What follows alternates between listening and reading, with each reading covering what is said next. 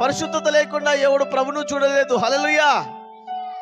ప్రభును చూడాలి, దేవుని చూడాలి, ఉన్నత నామాన్ని చూడాలి, గొప్ప నామాన్ని చూడాలి. అంటే ఆ సర్వోన్నతమైన దేవుడు పరలోక రాజ్యానికి నువ్వు వెళ్ళడానికి నువ్వు పరిశుద్ధమైన జీవితం జీవించాలి. ఆమేన్ చెప్పండి. గట్టి చెప్పాలి హల్లెలూయా. గట్టి చెప్పాలి హల్లెలూయా.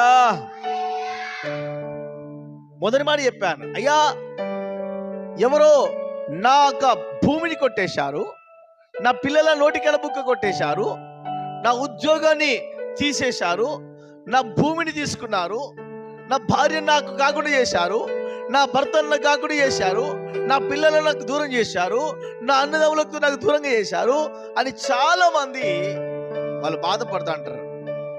నేను ఎందుకు క్షమించాలి అంటే, క్షమించడం వల్ల మొదటి లాభం ఏందో తెలుసా? దేవుడు నీ ప్రార్థన వింటున్నాడు.